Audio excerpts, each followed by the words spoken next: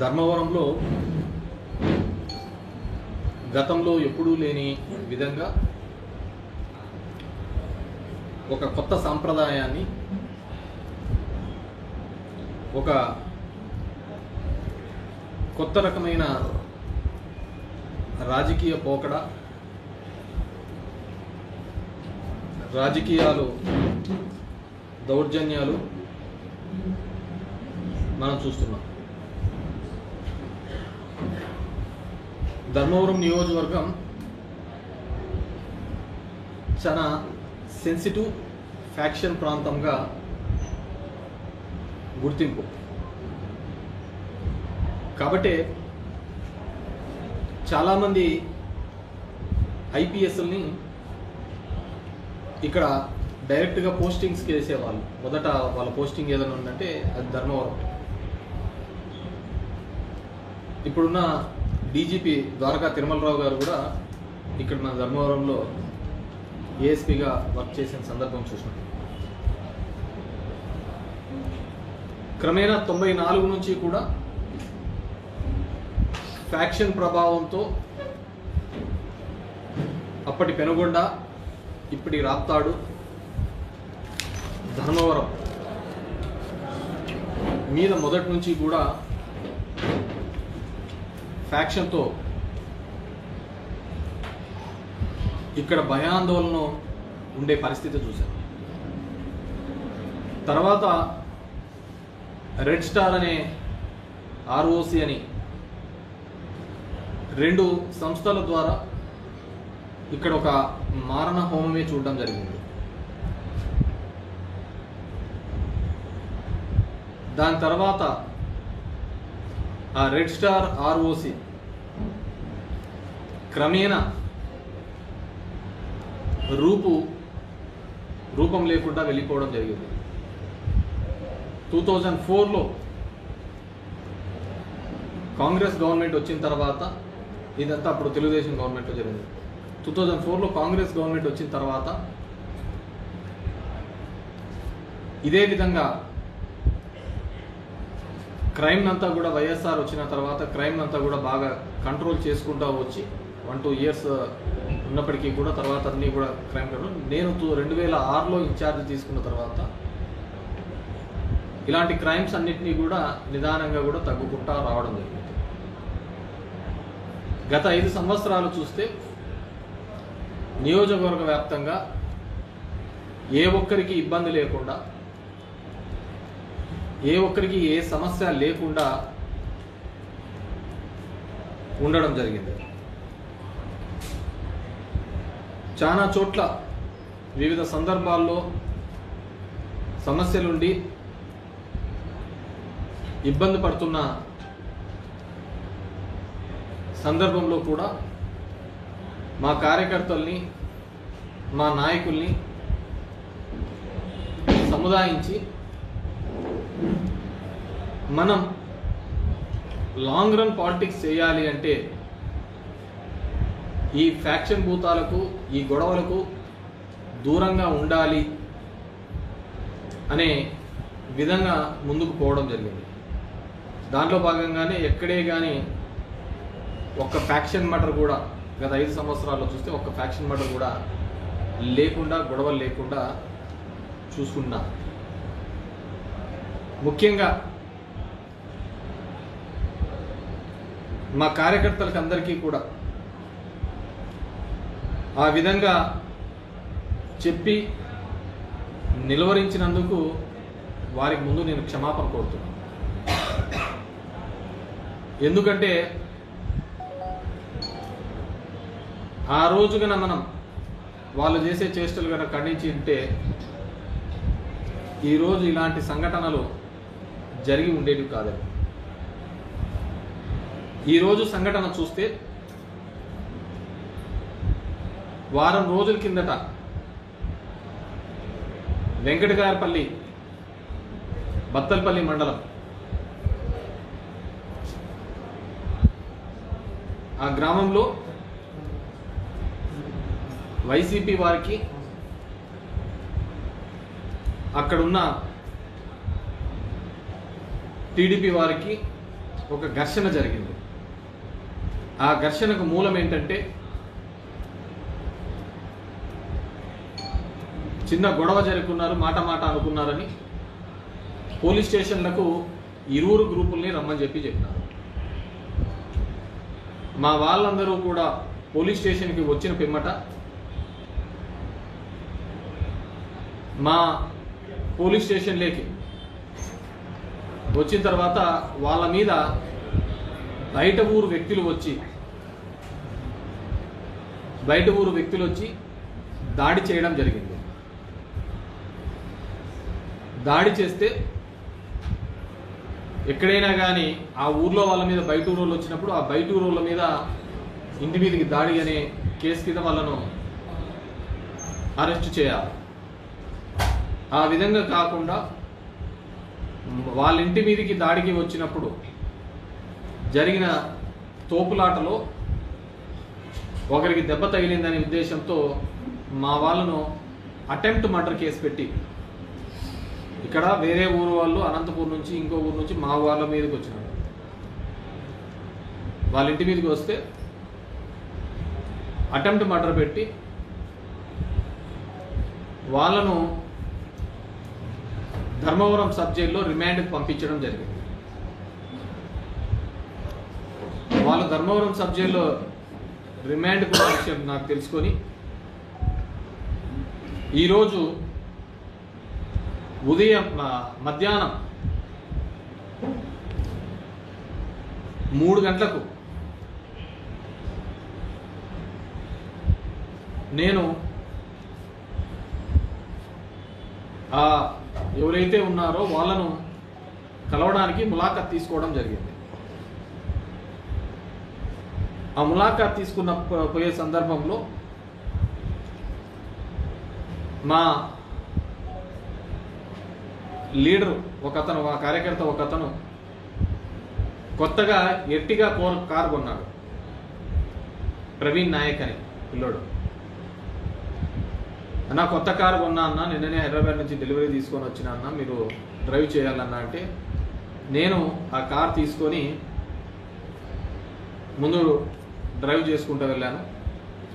నా సొంత కారు, నా డ్రైవరు వీళ్ళు వెనకలు వస్తున్న సందర్భం నేను అర్టిగా కార్ జైలు దగ్గరకి వెళ్తే అది రైట్ సైడ్ ఉంటుంది, నేను లెఫ్ట్ సైడ్ నుంచి వచ్చి యూటర్న్ తీసుకొని దాంట్లోకి సబ్ జైల్లోకి వెళ్ళాలి. నేను నా కార్ తీసుకొని లోపలికి వెళ్ళాను. మిగతా కార్లన్నీ అలౌ చేయరు కాబట్టి అవన్నీ కూడా బయటికి యూటర్న్ తీసుకొని బయట పెట్టే క్రమం చేశాను. ఆ బయట పెట్టే క్రమంలో మా వాళ్ళు యూటర్న్ చేసుకునే సందర్భంలో ముందర నుంచి బస్సు వస్తుంది కాబట్టి ఆ యూటర్న్ దగ్గర ఆ వెహికల్ నిలబడినారు. ఆ వెహికల్ నిలబడితే ఆ వెహికల్కి సంబంధించి కొంతమంది నాన్ లోకల్స్, ఇక్కడ ఉన్న వాళ్ళు కాదు, ఇక్కడ సత్య తరపున వ్యవహారాలు చూస్తారట, వాళ్ళు నానా దుర్భాషలాడి ఆ డ్రైవర్ మీదకి అటాక్ చేయడానికి రావడం జరిగింది. ఆ అటాక్ చేస్తూ నా సందర్భంలో ఉన్న వీడియో ఇది. పోలీసులు అక్కడ ఉండి, అతని పేరు ఇక్కడ ఉన్నారు భాష అనే అతను, ఇంకో వాళ్ళను నిలవరించకుండా వాళ్ళను ప్రోత్సహించిన పద్ధతితోనే కనపడుతూ ఉంటుంది.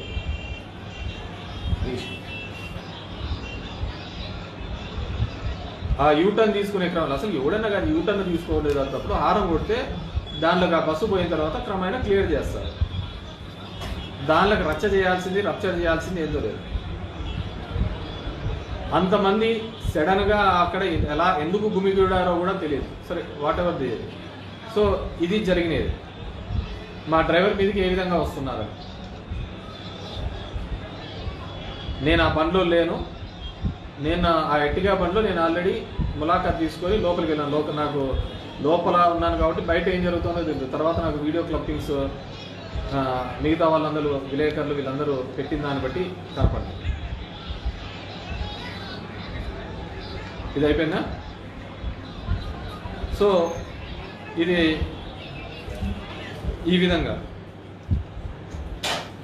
సుమారు 100 మంది ఈ విధంగా ఆయన మీద, మా డ్రైవర్ రామాంజీ మీద పడి హత్యా ప్రయత్నం చేయాలనే ఒక తపనతో చేసినప్పుడు, అతని మీద హత్యా ప్రయత్నం చేసినప్పుడు 100 మంది ఆయన బండి మీద వెహికల్ పెట్టినప్పుడు ముందరికి ఒక వ్యక్తి ఎక్కి దాన్ని బద్దలు కొట్టాలనే ప్రయత్నం చేస్తూ అతని మీదకి దాడికి ప్రయత్నించినప్పుడు అతను ఎటుపోగా పాలుపోక అతను ఏ విధంగా బతకాలి అనే ఉద్దేశంతో వెహికల్ని ముందుకు పోనించడం జరిగింది. అది మీరు వీడియోలోనే చూపించే నేను మీకు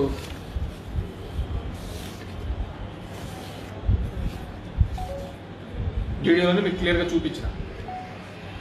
అతని మీద ఎంతమంది పన్నారు, అంతకుముందు అతని మీదకి దాడికి ఏ విధంగా ప్రయత్నం చేసినారు, బండి మీదకి ఎక్కి ప్రాణాలు కాపాడుకోవాలనే ఉద్దేశంతో మా డ్రైవరు అక్కడి నుంచి వెళ్ళిపోయే పరిస్థితి చూసినారు. దాంట్లో దాని మీద ఎక్కి అతని మీద దాడి చేయాలనుకున్న వ్యక్తి కింద పడడం జరిగింది. సో అక్కడ ఎందుకు అంతమంది ఉన్నారో ఏమో, అసలు ఎందుకు ఏ విధంగా గుమ్ముకున్నారు. మేమంతా 5-6 మంది ఉంటాం. హార్డ్గా చూస్తే 5-6 మంది ఉన్నాం, అంతకుమించి ఏమీ ఎక్కువ లేరు. మేము లోపలికి వెళ్ళిపోయినాం, సబ్ జైల్లో ఉన్నాం, ములాఖాత్లో అక్కడ మాట్లాడుతున్నాం. దాని తర్వాత అక్కడ ఉన్న మా వాళ్ళలో ఇతను మా సాక్షి విలేకరి రమేష్, అందరికీ తెలిసినదే, మీ మిత్రుడు, మీతో పాటి తిరిగేవాడు, మీతో పాటి తినేవాడు, తిరిగేవాడు, తిల్లాడేవాడు. ఇతనంటే తెలియలేదు. ఇతని మీదికి సామూహికంగా 6 మంది వచ్చి లాఠీలు తీసుకొని, పోలీస్ చేతిలోంచి లాఠీలు తీసుకొని 6 మంది వచ్చి ఒక విలేకరి మీద దాడి చేయడం జరిగింది. ఆయన ఏమి వేరేది ఏంది చేయలేదు. అక్కడ జరుగుతున్న సంఘటనా ప్రాంతాన్ని మొత్తం రికార్డింగ్ చేస్తున్నారు. సంఘటనా ప్రాంతాన్ని మొత్తం రికార్డ్ చేస్తున్నాడు. దానికి రికార్డ్ చేసుకుంటే అతని దగ్గర ఫోన్ గుంజుకోవడం జరిగింది, ఆ ఫోన్ పగలగొట్టుకోవడం జరిగింది. ఆ ఫోన్ ఇంకా ఇప్పటికీ అతని చేతికి అందించలేదు. రమేష్ అని మీ అందరికీ తెలిసినదే, తెలుసా తెల్దా? తెలుసు, ఎందుకంటే మనమన్నీ అమర్నాథ్ రెడ్డి అని ఇతను స్టూడెంట్ లీడరు. 2012లో 16లో డిసెంబర్ శబరిమలకి వెళ్తూ యాక్సిడెంట్ అయ్యి, శబరిమలకి వెళ్ళి యాక్సిడెంట్ అయ్యి ఇతనితో పాటు నరసింహారెడ్డి అనే ఒక పిల్లోని కూడా మేము అప్పుడు కోల్పోవడం జరిగింది, రేగట్పల్లి పిల్లోనికి. ఇతను ఆ రోజు వెన్నెంక కూడా మొత్తం డ్యామేజ్ కావడం జరిగింది. ఈరోజు చూడండి ఏ విధంగా బాధినారు. తిరుగు ఏ విధంగా అయితే నీ బాధినారు. ఇదంతా కొట్టినది. ఇది అప్పుడు జరిగిన యాక్సిడెంట్లో ఇతను వెన్నెంక జరిగినది. ఇతను నడవలేని పరిస్థితి. ఎవరిని అడిగినా చెప్తారు ఇక్కడ నుంచి 4 అడుగులు కూడా వేయలేడు. ఇతన్ని 10 మంది గుంపేసుకొని కొట్టడం జరిగింది. ఒక వికలాంగుడి హ్యాండిక్యాప్ పెన్షన్ వస్తుందా? చెయ్యి. ఆ రోజు త్రుటిలో ప్రాణాలతో తప్పించుకోబెట్టు కూడా నడవలేడు వికలాంగుడు. ఇతన్ని కూడా కుప్పేసి అందరూ కలిసి కొట్టడం జరిగింది. ఇతను నేను ఆయన షోలో వీడియో ఎక్కడ ఉన్నాడు, పెట్రోల్ బంక్ పక్కన లోపల దూరుకున్నా కూడా పెట్టలేదు. వీడియో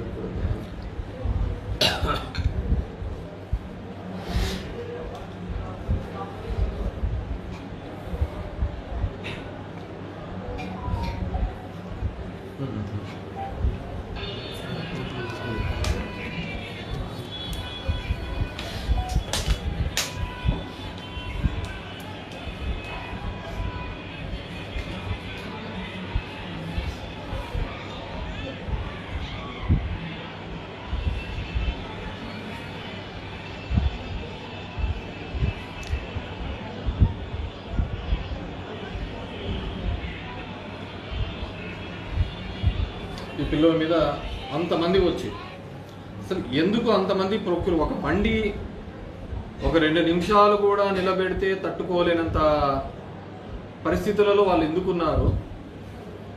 ఈరోజు నేను వచ్చి ములాఖాత్ చేస్తున్న విషయం అందరికీ తెలిసిన విషయమే.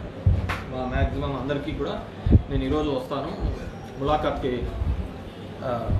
కలవడానికి వెళ్తానని చెప్పేసి తెలుసు.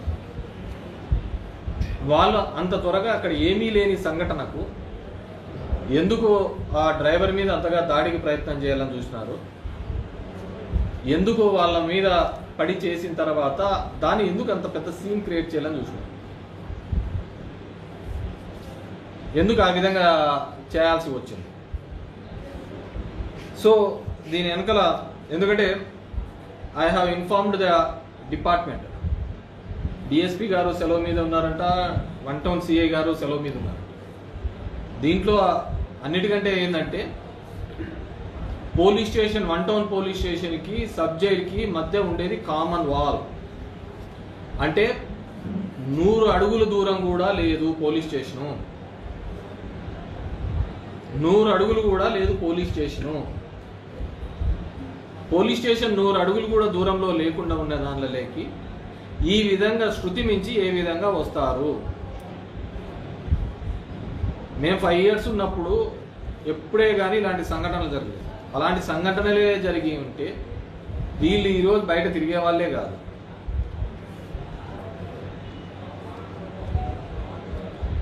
మనం ఏదైనా కానీ మంచి చేస్తే ఆ మంచి మళ్ళీ తిరిగి మనకు వస్తుందనే ఆలోచనతోనే పోయినంత.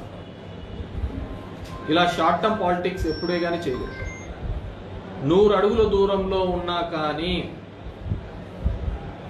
అక్కడ దగ్గర ఒక 2-3 అవర్స్ ఈ విధంగా జరిగితే 2 అవర్స్ జరిగినా కానీ ఎందుకు ఇమ్మీడియట్గా పక్కన ఉన్న దానిలో స్టేషన్ నుంచి మేము రాలేకపోయినా? డిస్టిక్ హెడ్ క్వార్టర్స్ రావాలంటే 35 kilometers 40 minutesలో మొత్తం అంతా బెటాలియన్ రావచ్చు. అసలు పోలీసులు లాఠీ తీసుకొని ఏ విధంగా కొడుతున్నారు వాళ్ళను? ఒక విలేకరి చెప్తున్నాడు వాళ్ళకు అసలుకు బండిలోకి 2 నిమిషాలు కూడా అవతల బస్సు వస్తుంది కాబట్టి దాంట్లో ఎందుకంటే ముందే ఆడ విలేకరులు కూడా ఉన్నారు. బస్సు వస్తుంది కాబట్టి ఆడ నిలబెట్టడం దానికి కూడా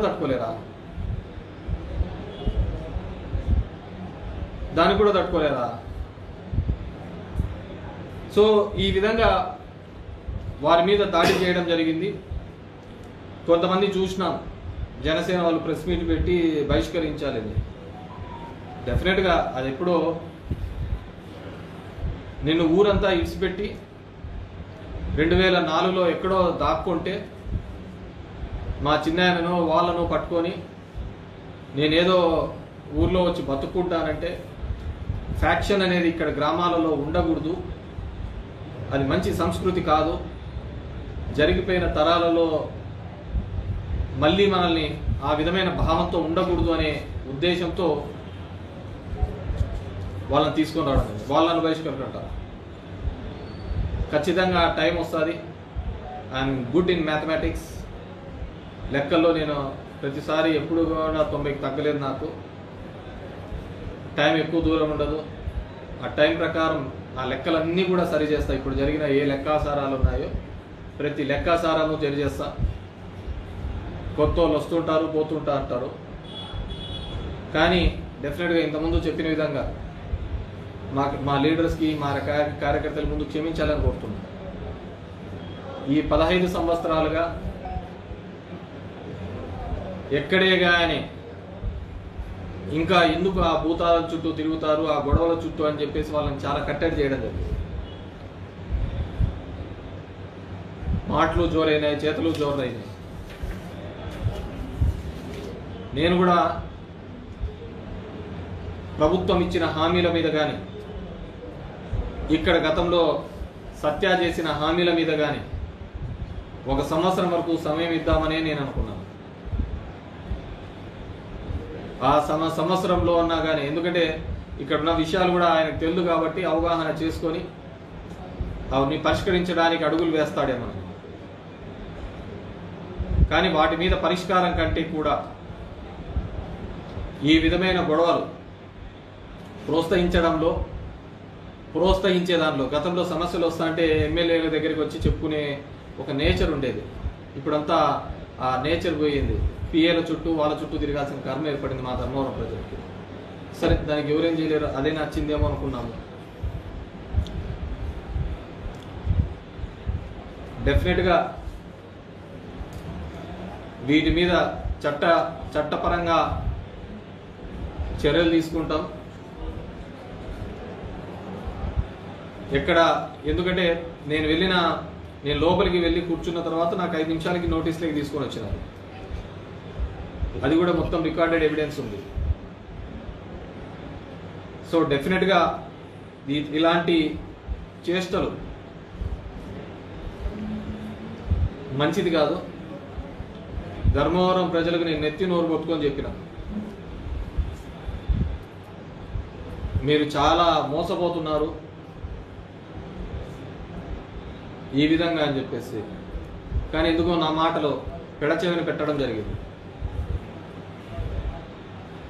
కాబట్టి నేను కూడా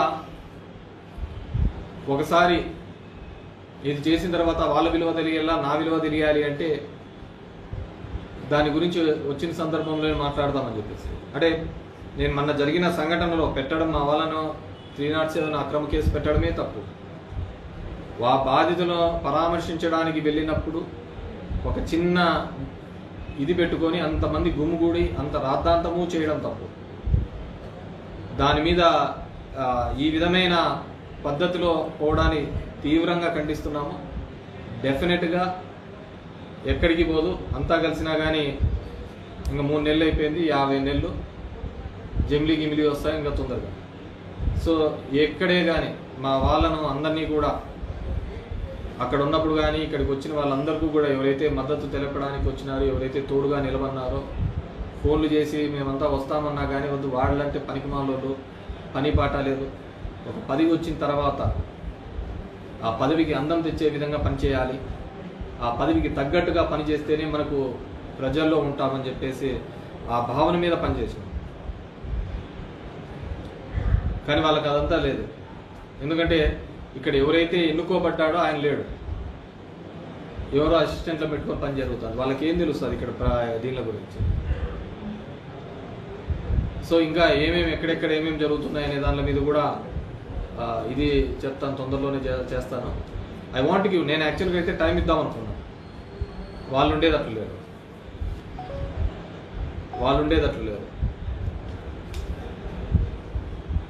కాబట్టి అందరూ కూడా నాకెవరైతే అందరూ వస్తాము, ఇదేందినా ఇల్లేందినా ఎప్పుడు లేదంటే నేను చాలా మందిని అందరినీ వద్దని చెప్పిన, ఎవరు రావద్దండి, అనవసరం మనకి ఇవన్నీ, మనం ఇట్లాంటివన్నీ ఆ లైన్లో లేము. ఉనికి చాటుకొని ఒక ప్రయత్నంలో భాగంగా జరిగిందని నేను అనుకుంటున్నాను. ఉనికి కోసం తాపత్రయపడే విధంగా అని చెప్పేసి ఆ బండిలో మా డ్రైవర్ ఉన్నాడు, నేను లోపల ఉన్నాను. ఒక హారన్ కొట్టిన దానికి ఒక హారన్ కొడితే ఆ బండి యూటర్న్ తీసుకొని పక్కన నిలబెట్టే దానికి ఇంత రాద్దాంతం చేస్తారు. సరే, వాట్ ఎవర్ మేబీ వీళ్ళ బాధితులు కూడా ఇప్పుడు నేను డిపార్ట్మెంట్కి కూడా కోరుకునేది ఒకటి, you maintain law and order, ప్రాపర్గా మెయింటైన్ చేయాలని కోరుతున్నాను. ఈ దొంగ కేసులు ఇలాంటి తప్పుడు పెట్టడం వల్ల డెఫినెట్గా అది ఇంకో పద్ధతికి లీడ్ అవుతుంది. Dharmavaram is very sensitive area. వాటిని తగ్గించడానికి నాకు 15 ఏళ్ళ నుంచి 18 ఏళ్ళు పట్టింది టైము. ఆ క్రైమ్ రేట్ తగ్గించడానికి, ఆ ఫ్యాక్షన్ భూతాన్ని తరిమి కొట్టడానికి నాకు 18 సంవత్సరాలు పట్టింది. ఎందుకంటే ఆ ఫ్యాక్షన్కి నేను ఒక బలి అయిన వాడిని, బాధించబడ్డవాడిని. కాబట్టి అది ఇంకా ఫ్యాక్షన్ అనేది ఉండకూడదు అని కోరుకునేవాడిని. ఆ ఫ్యాక్షన్ ఉండకూడదని కోరుకున్నాను కాబట్టి ఆ ఫ్యాక్షన్ తగ్గించడానికి నాకు ఇన్ని సంవత్సరాలు పట్టింది. కాబట్టి లాస్ట్ 10 yearsలో ఒక్క గొడవ లేకోకుండా చేయడం జరిగింది, ఒక్క ఫ్యాక్షన్ మర్డర్ కూడా లేకుండా చేయడం. మా వాళ్ళు చెన్నారెడ్డి అనే అతని వ్యక్తిని చంపితే కూడా ఎటువంటి కక్ష సాధింపు చర్యలు లేకుండా చట్ట పరిధిలోనే వాళ్ళకు జీవితకాలం శిక్ష పడే విధంగా చేయడం జరిగింది. ఆ విధంగానే మేము మెయింటైన్ చేసుకుంటూ పోయినాం. కాబట్టి ధర్మవరంలో ఇప్పుడున్న చాలామంది ఐపీఎస్లు వాళ్ళ ఫస్ట్ పోస్టింగ్ ఈడే. ఇంతకుముందు అనుకుంటా అంజనాసింహ కావచ్చు, తేజ్దీప్ కావచ్చు, ఇప్పుడున్న ద్వారకా తిరుమలరావు కావచ్చు, అకుల్ సబర్రావు కావచ్చు, మనీష్ కుమార్ సిన్హా కావచ్చు, రాజశేఖర్ బాబు కావచ్చు, n number of people. It's so sensitive, చాలా సెన్సిటివ్ ఉన్న ఏరియా.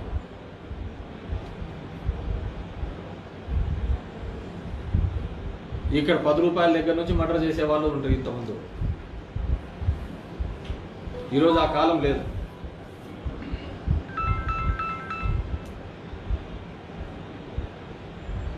కాబట్టి మేము ఏదైతే ఈ ప్రాంతంలో ప్రశాంతత కావాలని కోరుకున్నామో ఆ ప్రశాంతను ఉంచడానికి మేము ఎన్నో సాక్రిఫైసెస్ చేయాల్సి వచ్చింది. ఎంతో కంట్రోల్గా ఉండాల్సిన పరిస్థితి వచ్చింది. ఈరోజు తెలిసి తెలియని చేష్టలతో, తెలిసి తెలియని పనులు చేయడం వల్ల డెఫినెట్గా ఈ ప్రాంతంలో మళ్ళీ ఆ ఫ్యాక్షన్ జీవం పోసుకునే పరిస్థితి రాకూడదని చెప్పేసి నేను కోరుతున్నాను. కాబట్టి యు బీ టఫ్, గట్టిగా వీటి మీద చర్యలు తీసుకునే విధంగా ఉండాలి అని చెప్పేసి పోలీసు అధికారులను వాళ్ళను కూడా కోరుతున్నాను. డోంట్ టేక్ చాలా లైట్గా తీసుకోవద్దండి. ఊరికనే ఉన్నాడు, వాళ్ళు చేసినారు, ఇది అని చెప్పేసి.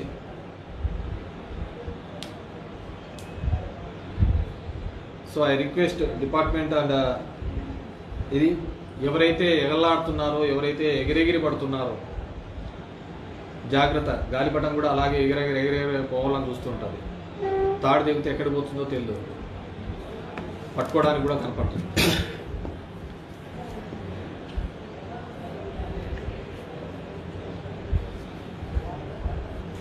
ఎవ్రీథింగ్ ప్రతి ఒక్కటి కూడా వాచ్ చేస్తున్నాం. జరుగుతున్నవి because we want to give time.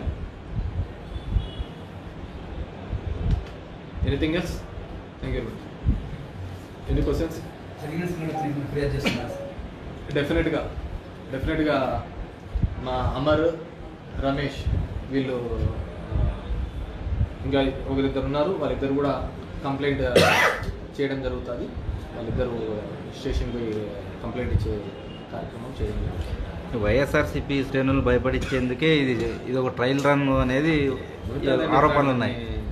ఇప్పుడు నేను ఎవరికి చెప్పకుండా, ఎవరిని రమ్మనకుండా, ఎవరితో మాట్లాడకుండా, బికాజ్ లోపల ఆ కార్యక్రమం ఫోన్ చేయలేం కాబట్టి మాకు ఇంతమంది వచ్చినారు.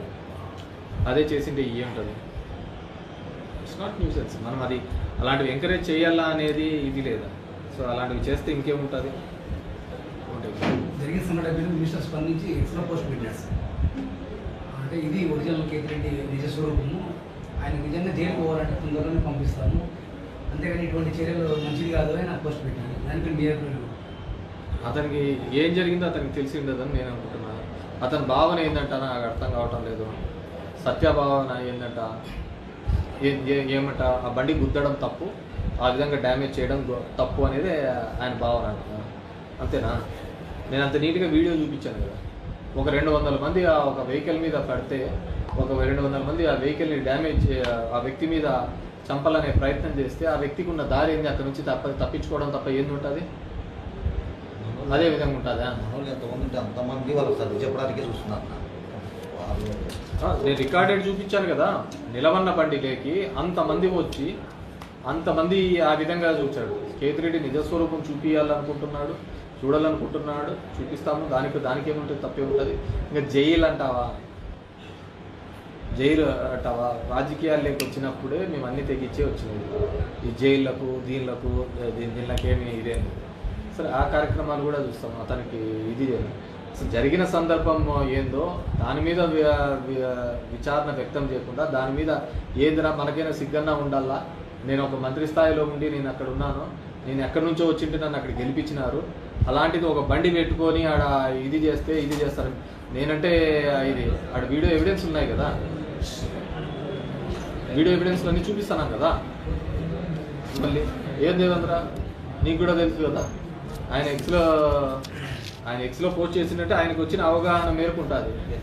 బేసిక్గా అవగాహన రాహిత్యం వేరు కదా, సమాచారం వేరు, దాన్ని అవగాహన చేసుకోవడం వేరు. ఇది ఉంటుంది. ఒక బండి మీద 100 మంది పడినారు, 100 మంది బండి మీద పడితే అతని మీద అంతకుముందే ఒక 10 నిమిషాలు ఆర్గ్యుమెంట్ జరుగుతున్న వీడియోస్ చూశారు. ఎందుకు ఆర్గ్యుమెంట్ చేస్తున్నాడు? బండిలో కూర్చున్న అతని మీద, మా డ్రైవర్ మీద ఎందుకు ఆర్గ్యుమెంట్ చేస్తున్నాడు? నేను ఉన్నానా, నేను లోపల ఉన్నాను. మరి ఎవరితో, డ్రైవర్తో ఆర్గ్యూ చేయాల్సిన అవసరం ఏమొచ్చింది? 200 మంది ఆర్గ్యూ చేస్తారా? ఒక బండి మీదకి వచ్చినప్పుడు అతనికి ప్రాణ సంకటం ఉన్నప్పుడు ఖచ్చితంగా ఇది చేస్తాడు. That's what he did. భవిష్యత్తులో ఇలాంటి దౌర్జన్యాలు మళ్ళీ పునరావృతం అయితే మీ రెస్పాన్స్ నేను చెప్పాను కదమ్మా, everything will take care. Anything విషయం తెలిసి ఇది చేసుకుంటా అంటే బాగుంటుంది. ఇంకా దాన్ని సమర్థించినాడంటే సత్య నిజంగా గ్రేట్ అనుకోవాలి.